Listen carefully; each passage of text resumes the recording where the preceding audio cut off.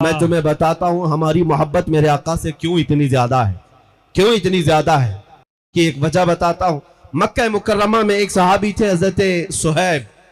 हजरत सुहैब ये जवान थे, इनकी उम्र 25 से 27 साल की, और इनकी जवानी का हाल ये था कि निहायत ही उम्दा और महंगी खुशबू इस्तेमाल करते।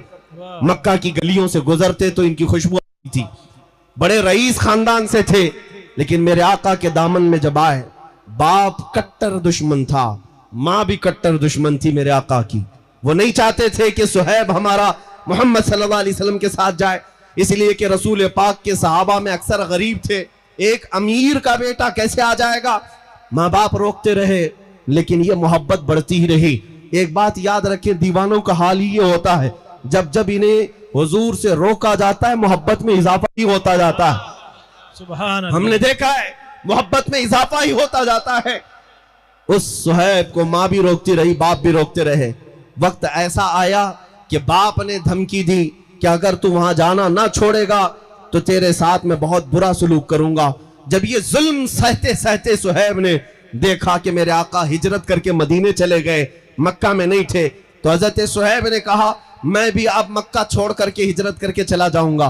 बाप ने कहा अगर तूने ऐसी हरकत की तो सारी जायदाद तेरे से मैं आग कर दूंगा, तुझे एक फूटी कोड़ी भी नहीं दी जाएगी।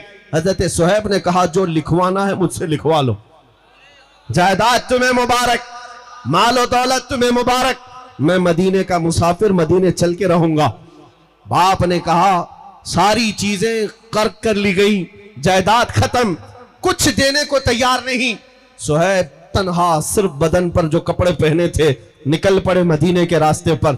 अभी थोड़ी ही दूर गए थे, पीछे से मां पुकारती है, कहती है सुहैब तुझे पता है तेरे जिस्म पर जो कपड़े हैं वो हमारी कमाई के हैं, हमारे पैसों के हैं, हमारे पैसों के कपड़े पहन करके तू मोहम्मद के पास जाएगा।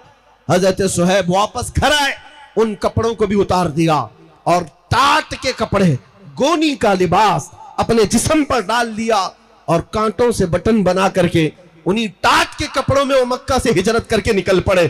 उन्हें कोई चीज रोकने वाली नहीं थी।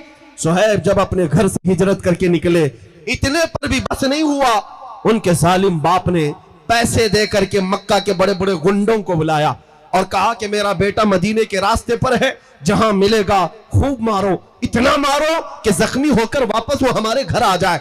पैसा लेकर के गुंडे आए, बीच रास्ते में सुहैब तन्हा थे, तन्हा उस आशिक रसूल को गुंडों ने घेर लिया।